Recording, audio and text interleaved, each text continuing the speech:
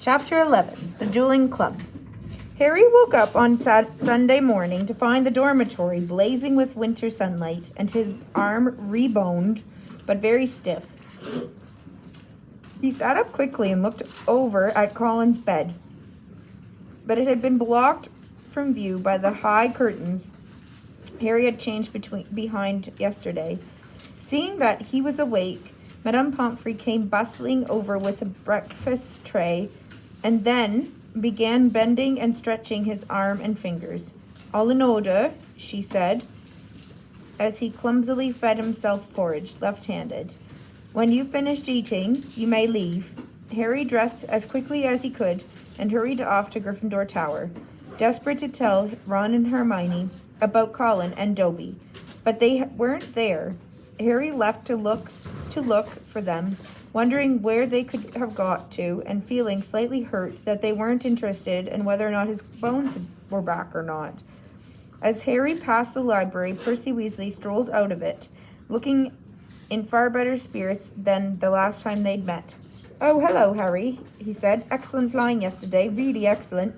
Gryffindor have just taken the lead for the House Cup. You earned 50 points. You haven't seen Ron and Hermione, have you?" he said. "No, I haven't," said Percy, his smile fading. "I hope Ron's not in another girl's bathroom, or girl's toilet." Harry forced a laugh, watched Percy out of sight, and then headed straight for Moaning Myrtle's bathroom. He couldn't see why Ron and Hermione would be in there again, but after making sure that neither Filch nor any prefects were around, he opened the door and heard their voices coming from a locked cubicle. "It's me," he said, closing the door behind him. There was a clunk, a splash, and a gasp from within the cubicle, and he saw Hermione's eyes peering through the keyhole. "Harry," she said, "you gave us such a fright. Come in, how's your arm?" "Fine," said Harry, squeezing into the cubicle. An old cauldron was perched on the toilet, and a crackling from under the rim told Harry that they had lit a fire beneath it. Conjuring up portable, waterproof fires was a specialty of Hermione's. "We'd have come to meet you, but we decided to get started on the polyjuice potion," Ron explained as Harry, with difficulty, locked the cubicle again.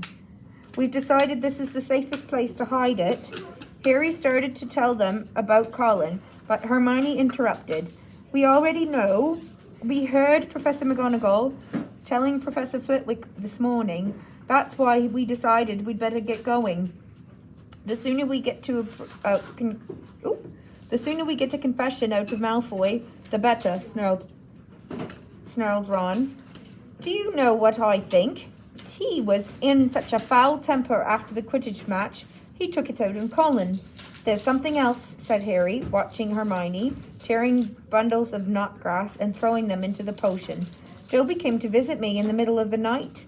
Ron and Hermione looked up, amazed. Harry told them everything Dobby had told him, or hadn't told him. Ron and Hermione listened with their mouths open. "The Chamber of Secrets has been opened before," said Hermione.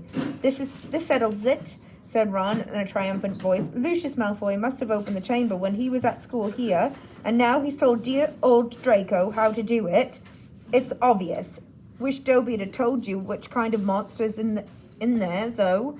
I want to know how come nobody's noticed it sneaking around the school." "Maybe it can make itself invisible," said Hermione, prodding leeches to the bottom of the cauldron. "Or maybe it can disguise itself, pretend to be a suit of armor or something. I've read about chameleon ghouls." "You read too much, Hermione," said Ron, pouring dead lace wings on top of the leeches. He crumbled up the empty lace wing bag and looked round at Harry. "So Dobby stopped us getting on the train and broke your arm?" He shook his head. "You know what, Harry? If he doesn't stop trying to save your life, he's going to kill you." The news that Colin Creevey had been attacked and was now lying as though dead in the hospital wing had spread through the entire school by Monday morning. The air was suddenly thick with rumors and suspicion. The first years were now moving around the castle in tight-knit groups, as though scared that they would be attacked if they ventured forth alone. Ginny Weasley, who sat next to Colin Creevey in Charms, was distraught. but Harry felt that Fred and George were going the wrong way about cheering her up. They were taking it in turns to cover themselves with fur or boils or jump out at her from behind statues. They only stopped when Percy, apoplectic with rage, told them he was going to write to Mrs. Weasley and tell her Ginny was having nightmares.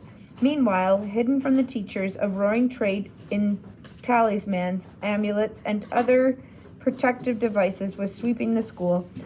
Neville Longbottom bought a large, evil-smelling green onion, a pointed purple crystal, and a rotting newt tail before the other Gryffindor boys pointed out that he was in no danger. He was a pureblood, and therefore unlikely to be attacked.